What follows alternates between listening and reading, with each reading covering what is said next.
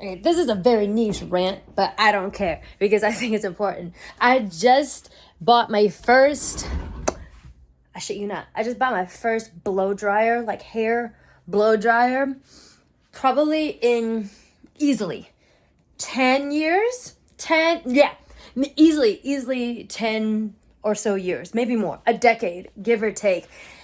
And it's wonderful. Because I've just been doing, wash and goes like straight out of the fucking shower, which can be annoying because, at night it's like you have to try and dry your hair as quickly as you can because mine is low porosity, and so it just stays wet all the fucking time, and so you have to hope that it won't leak out into your fucking pillowcase. What if it's in the daytime and you need to go somewhere? You don't have 8 hours of sleep to wait until your hair maybe dries overnight. Like, you need to go right now. But now that I have a blow dryer, I can accomplish this. But the reason why it took me so long to buy a blow dryer is because of, once again, gatekeeping and just the weird fucking gatekeeping shit that has happened in the natural hair community over the past few years. And let me just say that I'm very well aware that I am not in the demographic of people who have suffered the most from the gatekeeping of the natural hair community.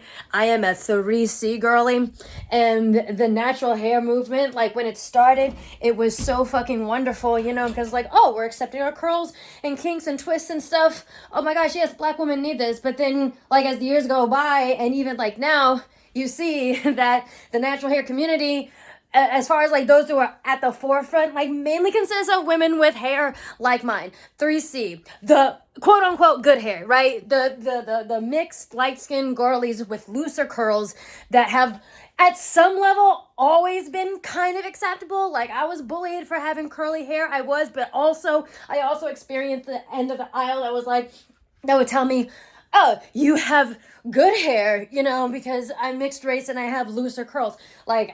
Yeah, so I'm not the one who's suffering the most. I'm not the one who's suffering the fucking most from this. But it's the natural hair movement started, right? And we're trying to learn how to take care of our hair and learn how to, make it be healthy and all this shit. And then a lot of problems developed. It's you're not a real natural if you use heat styling. You're not a real natural if you use relaxer. You're not a real natural if you color your hair. I was scared of coloring my hair for a long time, okay? Because then I wouldn't be a real natural. You're not a real natural if you use this product or that product. And then on top of that, for some reason, the list of products that we needed just kept on going up and up and up and up. And I'm like, whoa, what? When did it get so much more complicated? When?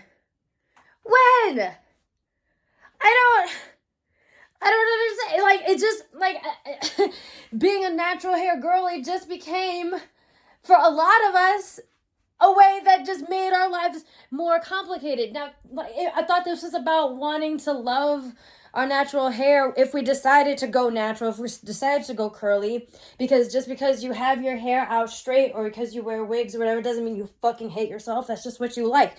But for those who wanted to grow out their natural hair, it was supposed to be a way for us to this was supposed to be a supportive community where, we could help each other figure out how to take care of our hair. But then it just became this judgy fucking thing that also became dominated by colorism and texturism, and then all of a sudden it became all of these fucking rules on how to be a natural. It's kind of like Hotepism.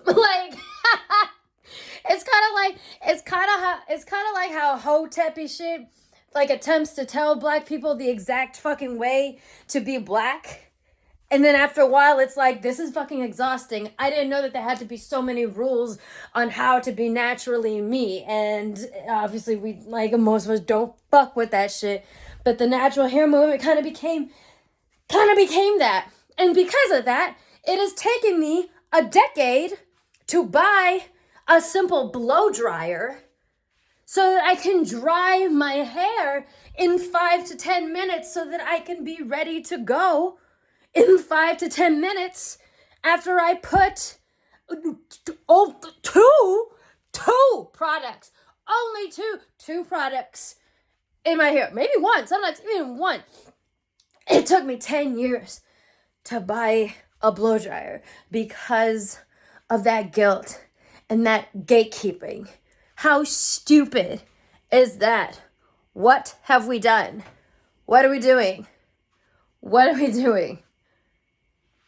And I know this is like, and I know like, you know, a lot of people are kind of like handling this in different ways.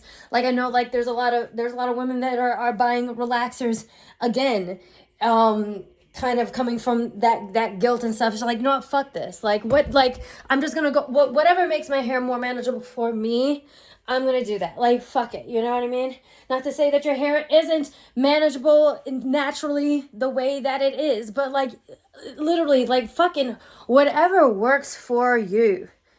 Whatever works for you, and it doesn't necessarily make you a fucking sellout just because you want to chemically alter your hair in some way or use a blow dryer. Something as simple as using a blow dryer. Are you kidding me? It's not. Oh my god. Oh my god.